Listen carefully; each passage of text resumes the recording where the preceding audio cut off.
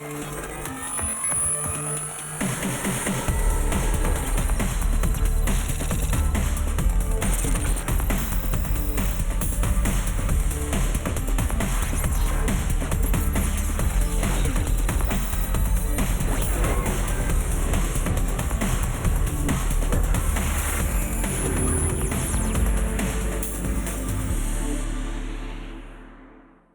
there everybody, welcome to another edition of The Verdict here on Racing TV. It was something of a low-key week on the channel, but nonetheless I've picked out 6 performances I think will be of great interest to you. Some very interesting horses competing at various tracks last week, and horses that I think will go on to much better things. 2 of those at Kempton Park on the 10th of May, a Wednesday night, and there were some very good times on this card. Modaara in the 6:30 put up the best time of the evening there, just 1.19 furlong per furlong outside what would be expected. And Lea Special as well at 124.9 for 7 furlongs, 123.6 being the standard. The track riding more standard than standard to slow, and those times overall were pretty good, bar the last time, which was over 8 seconds slow. That was an absolute crawl, that particular contest. But let's start with Modaara then, over 1.5 miles in the 6:30. 4 to 9 she went off. Wadua was 7 to 2. Polar Princess was 5 to 1. 40s Pop the Champagne, My Chiquita 125. Same for Star for a Day. And talking about popping champagne and being a star, well, that certainly applies to Modaara after this particular performance. Stall 6 is where she came from. She beat Wadua, who came out of stall number 2, and third home was Pop the Champagne at a big price from stall 3. But in truth, this was just a solo time trial for Modaara, and she passed every single test throughout this 1.5 mile novice, and there is a lot more to come from her in the future. My Chiquita took them along in the early part of the race. The gallop was okay, it wasn't too bad at all. It was even in the early part. They steadied down the back then, and then Modaara strutted her stuff in the home straight, and she strutted her stuff in the style that you would probably expect if you had a look at her pedigree, for she is a full sister to Ben Battle, the high class Group 1 winner Ben Battle, who was a multi-surface operator, and she looks like she could be as well. This win coming on the back of a Chelmsford success. This was way more impressive than what she put up at Chelmsford. As they went down the back, it's just steadied a little bit the pace. 12.72, a 12.98, a 12.74 as they sort of moseyed on down the back. They don't tend to go a strong gallop in 1.5 mile races at Kempton. You do have a little bit of a crawl and sprint over distances there, but in essence she was just so much better than her rivals here that she was able to pull 13 lengths clear of them in the home straight, just drafted in behind at this stage by Jack Mitchell for the Roger Varian team. She's getting a nice lead, she's got plenty of cover, and I like the way she doesn't pull, she settles, she relaxes, but what she does in the home straight is what really impressed me. She's the only horse to dip under 12 seconds through the 11th furlong, the 11th furlong being the penultimate furlong, and we'll see this sprint for home unwind now, and that 11th furlong was 11.42. Now that came on the back of her going 11.74 for the 10th furlong. 2 really quick furlongs which completely destroyed this field. She looms up on the bridle, and Jack Mitchell will sink low into her now. This is the 3 to the 2 where she goes 11.74, and now she's going to go 11.42. We'll pass the 2 pole and going from 2 to 1, 11.42, and that is way too much for her rivals. She slows down a little bit through the final furlong, but in truth Jack Mitchell's not gone through the gears with her, and she took an age to pull up once she'd crossed the line. So not a mad gallop, but a superb turn of foot, a lightning turn of foot in the closing stages. She seems to be improving, and surely success at pattern level awaits this beautifully bred filly. With that in mind, she's entered in the Hardwick at Royal Ascot. Now that may not be the route that they go with her, but they'll have plenty of options going forward, because she has got an absolute ton of ability and she storms clear of her rivals. Now, people will tell me she's not beaten very much. I'm afraid those in behind are not particularly good. Woodua running on to inherit second, Pop the Champagne back in third. The form's not worth the hill of beans. Well, it may not be, but ask yourself, not what did she beat, but how fast did she run? And she quickened up like a very, very good horse. And that is in line with her beautiful pedigree. Pattern race success awaits this lovely filly. Let's stay at Kempton Park for a handicap over 7 furlongs. This was the feature event on the card. Hickory was the 4-5 favourite. Leah Special was 5-2. Satin Snake was 9-2, and it was big prices, the rest of them. American Star, Soar Above and Cry Havoc, 28s and bigger, those three in the race. The odds-on favourite disappointed here, Hickory, and it was Leah Special who did not disappoint and gave Roger Varian a double after Modaara's success. Stall 5 is where the winner comes from, and will be dropped out and given a patient ride by Ray Dawson. Satin Snake from stall number 4 was second, and Soar Above, returning to form and staying on strongly in the closing stages, was back in third place. I think this is a good performance from Leah Special, who is good at Kempton, unbeaten at this track, 2 from 2 here, and wins this race off an official mark of 90, and really, to my eye, is a 100+ horse every day of the week. The gallop, it was okay early on. It wasn't furious according to the course track sectionals, but they did quicken up quite a long way out, and in particular the winner quickened sharply through the 5th and the 6th furlong. They really picked up as soon as they turned for home here, and Leah Special not in a great position. We'll just highlight Leah Special for you there just as they turn in, right out the back here. Not in an ideal position the way races are normally run at Kempton Park. But nonetheless, the turn of foot that this horse showed was very impressive and propelled him to the front. He recorded a finishing speed percentage of 104.8. He was able to come home 4.8% quicker than he ran the rest of the race. And that was because furlongs 5 and 6 were very fast. And I want to highlight the penultimate, furlong 6 in particular, 11.18. Now, we talked about Modaara in the previous race having fired an 11.42. This was 11.18. Now, I know it's over 7 furlongs, not a mile and a half, but this is a quick horse. He can go 11.18 from the 2 to the 1 there as he sneaks up the inside, and he was not for catching thereafter. His final 3 furlongs indeed were quicker than every other horse in the race, 34.72. The horse in third, Soar Above, was second fastest at 35.3, and he came from a little way further back than the second horse. So I'd mark Soar Above up perhaps a little bit. He's probably rates as the second best horse in the race, and it shows that he is back to form and possibly worth following. But Leah Special now 4 wins from 8 runs, unbeaten at Kempton. This is a horse with a rare turn of foot for a handicapper. A big handicap down the line might well come his way, possibly Ascot. That might be where he'll end up. He'll be rated 100+ easily, I think, by the time we get to Ascot. He's proved he is effective on the turf, but this is a career best from him. He's surging clear of his rivals. He's not been given too hard a time. Ears pricked as soon as he gets to the line. And just look at him there, look at the way he moves. He obviously really enjoys his job. He's got his head down, he's sprinting all the way to the line, and the numbers, more importantly, tell us just how fast he is. 11.18 through that penultimate furlong. Off a gallop that was okay, was very impressive from this fella. And he went 22.58 through the final couple of furlongs. So he's going just shade over 11 seconds for those 2 furlongs. So that's very impressive from this horse. He is a good looker as well. He's won half of the races that he's ever contested, and he's going to win more.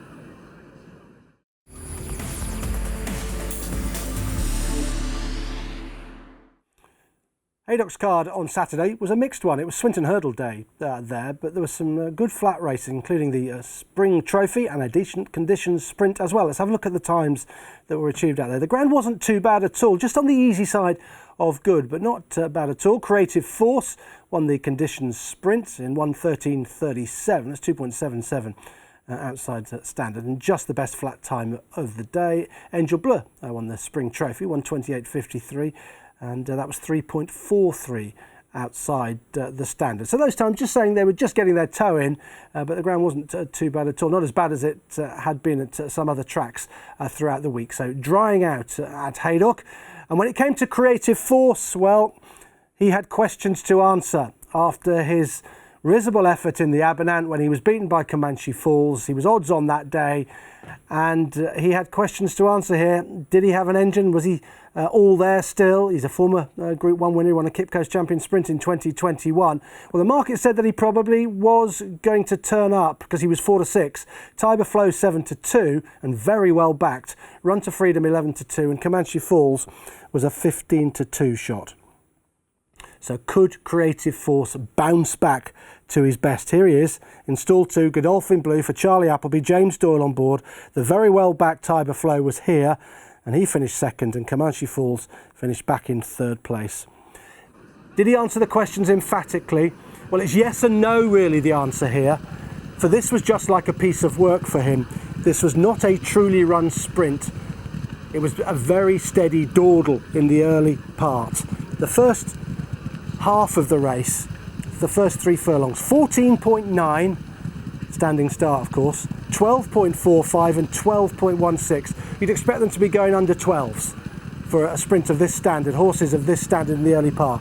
So he has got his own way out in front a bit, Creative Force.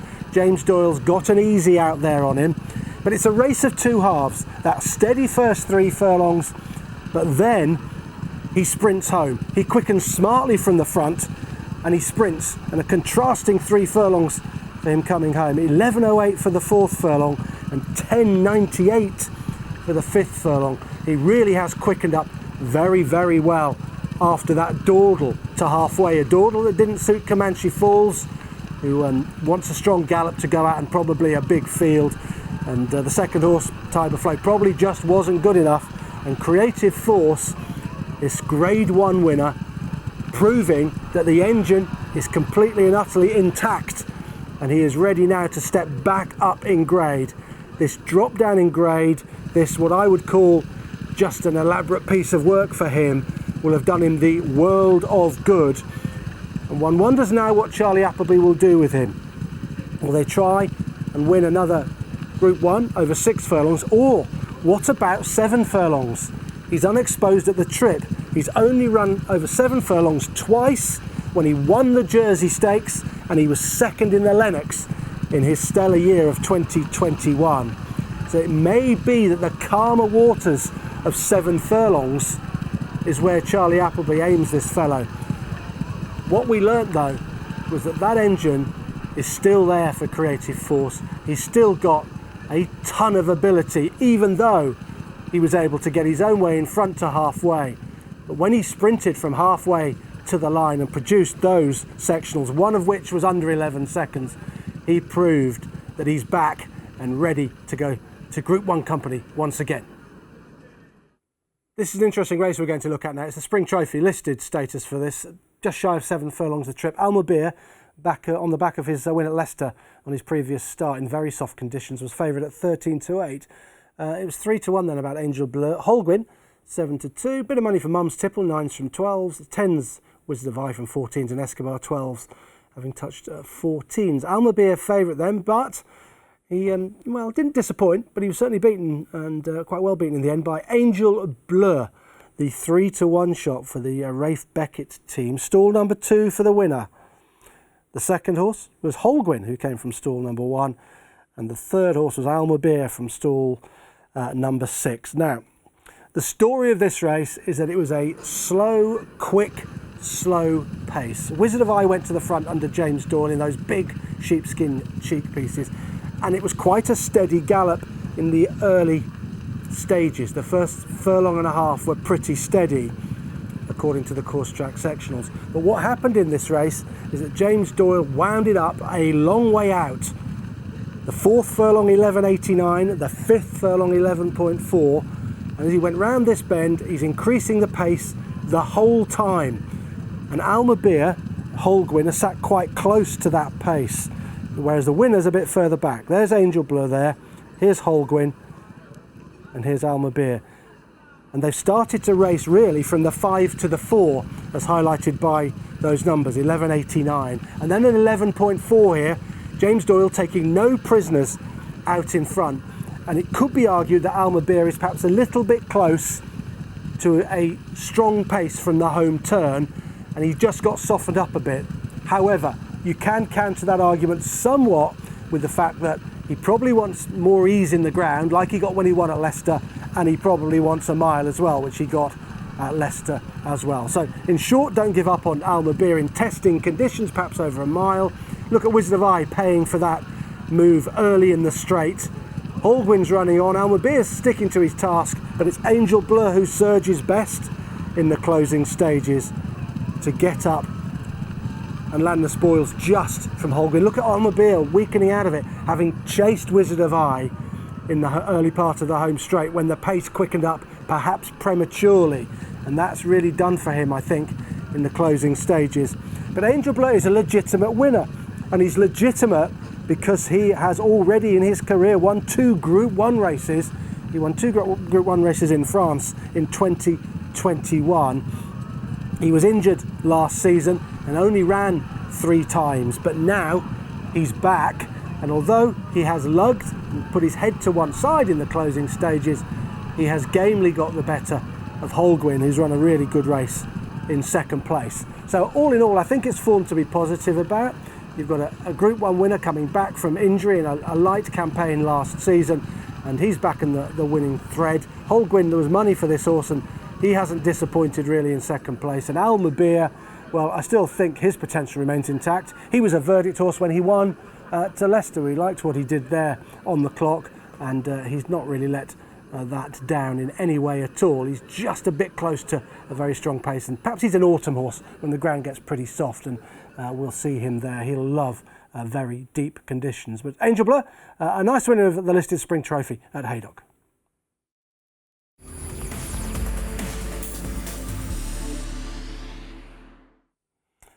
I'm going to highlight a couple of performances at Nottingham last week now, and it was quite difficult to compile the sectionals for this because the ground was so soft. It was heavy, if not a little bit worse than that, if you can get worse than heavy, and the times were incredibly slow on the Friday and the Saturday. But this is the Friday card, and you can see there that they're all really slow times, plus 9.22, plus 13.77, and look at Coverdale's, plus 22.88 over a mile and a quarter. I mean, that is real attritional ground that they were having to deal with. So it's difficult to pick out time performances, but you can compare what horses did on the card and then take a view thereafter. And I've taken a view that Mysterious Love is definitely worth a place here in the verdict, and Perfuse in the 6.55. We'll start with Mysterious Love, who won that at 5.45 over a mile and 75 yards. 2-1. Regal Fanfare was 11-4. 4-1. Aurora Charm. Decipher was 9-2. And it was 7s and bigger. The rest was a bit of money for Switchell, actually, who does run well here and finishes second to Mysterious Love. Heavy soft in places officially. I don't know where the soft in places bits were. Right. Mysterious Love then. Let's have a look at this race. Stall 2. The second, Switchell next door in 3. And the third, Regal Fanfare down on the inside. So this is how this race panned out. And it was Mysterious Love fitted with a hood after being slightly disappointing at Newmarket last time, possibly didn't handle the track, who absolutely bolts up here. And I watched this race and I was reminded of another David Menuisier horse who featured on the verdict last year. It was Chaos Chorister, who I highlighted winning a 3-runner race at Epsom. And Chaos Chorister that day made every yard of the running and got a bit of a solo time trial and won very easily. But the sectional suggested that Chaos Chorister was a really good horse, and I think he went on to prove that later in the season. And we could be dealing with the same sort of scenario here with Mysterious Love. Now, yes, to the eye, this is simply an easy lead success. Own way out in front, bowling along and sprinting clear of the rivals who were, well, really toiled in behind, to be honest. Switchell and Regal Fanfare filling second and third spots. Here's your winner, here's Switchell tracking, and there's Regal Fanfare. And you can argue that perhaps most horses didn't really handle the attritional conditions.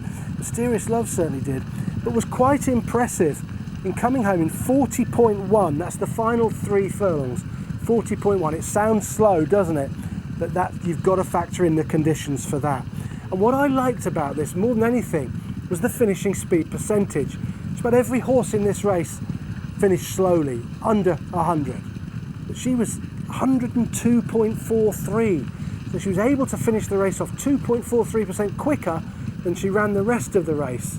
That's quite impressive in these conditions. She's actually picked up through the final 3 furlongs and finished the race off better than any horse finished off a race on this particular day at Nottingham. There's that 40.10. Not impressive in isolation, is it? You look at it and think, well, that's really slow for 3 furlongs. If you're working on 12-second furlongs, you're looking at 36. But it's about the ground.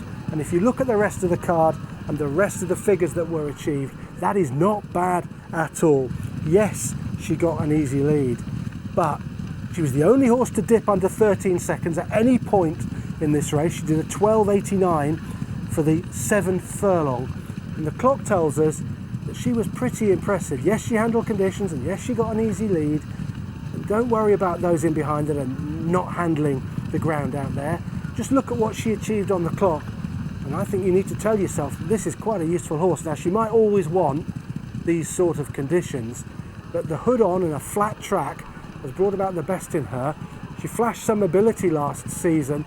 She raced in France a few times. But now, David Mcnae has got a real nice horse to go to war with. And I'm going to dub her the new Chaos Chorister, coming back into the winner's enclosure at Nottingham. 8.5 length winner there, very impressive. Let's conclude the verdict this week with a look at the 6.55 from Nottingham on Friday night. It was a novice stakes, it was over 1.25 miles. Perfuse was favourite for Sir Michael Stout, 11-10. Rogue C, 5-4. Carlton for Team Gosden, 17-2, and Godolphin Blue. Trust House, 10-1. Hundreds, Regency Boy, and Tennessee Blazer, hundreds. But it was Perfuse who obliged here for Sir Michael Stout on his second career success, a son of Lope de Vega out of a Champs-Élysées mare with plenty of stamina in the pedigree. Let's have a look at what Perfuse actually achieved out there from stall number 2. And then the second home was a Rogue C from 4, and the third home was the outside stall Trust House in stall 7. First thing to say is that this wasn't a mad gallop. Of course, jockeys were very aware of conditions there at Nottingham and anxious to preserve petrol in the early part of the race, and you can see quite a few of them are taking a bit of a keen hold. It was Carlton who went to the front for the Gosdens. Rogue C sat in second, and Perfuse just on the bridle, hard against the rail there, and a Reese Clutterbuck riding for Sir Michael Stout.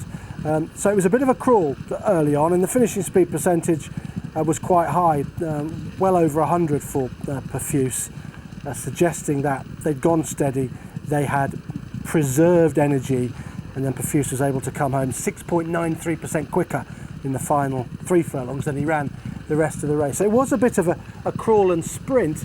But why that's impressive for this horse is that he's got loads of stamina in his pedigree. He'd have no problem on pedigree staying 1.5 miles, and therefore I believe a better gallop would have suited him even better, and he would have been more impressive. And I think he's a pretty useful horse going forward. They still crawled until they got into the home straight. Rogue C just in front of Perfuse. Look at the horse in last, Regency Red. He's a horse worth keeping, Regency Boy rather. He's a horse worth keeping an eye on. Now, it doesn't seem likely at this stage, but he comes home. Now get this, look at him there. I'll just pick him up for you. Here he is. He comes home second fastest in this race. He's the second fastest through the final 3 furlongs in the race, and he runs on into 4th in the end. So he's a little bit of an eye catcher. You could put him in your racing TV tracker. Obviously he wants to much calmer waters than this, but he's clearly got some ability if he can do that. Up front though now, here comes Perfuse, firing an impressive final 3 furlongs, 39.64. Why is that good? Well, it's much better than the runner-up. 41.08 the runner-up, and he's 39.64. So that is a really good performance from him, quickening well to pull clear of his rivals, record a 7.5 length success. And really, he wants further, and he wants a stronger gallop. Now, I've highlighted there furlongs 8 and 9. 12:38 and 13:08 in the conditions. They were not too bad at all. If you look at the other course track sectionals on this card, he has picked up very well, better than most horses on the evening, particularly with that 12:38, and he's eased down in the closing stages to win very cosily indeed. Watch Regency Boy flashing into fourth. There he comes. That was a good effort from him, and he's to be followed in, as I said, slightly calmer waters. But Profuse, horse to follow, plenty of stamina, loads more to come from him. I do think this is probably a reasonable novice, to be honest, and he's destroyed the field as he liked, and that was an impressive final 3 furlongs of 39.64 on the card. That was very good indeed, if you put it in context. So that concludes this week's verdict. I think we've seen some really nice performances amongst the 6 horses that were featured. I think Profuse is possibly a pattern race performer in the making. I think Modaara could be as well, and Lear Special has probably got a decent handicap in him. He does particularly like the all-weather, but I think he might be quite a nice horse to follow at Ascot going forward. So lots to take in from the verdict this week. Don't forget to read the verdict extra column on the website, which will be there later this week, with 4 more horses to keep an eye on that ran last week. But for now, that's it from the verdict. I'll see you next time.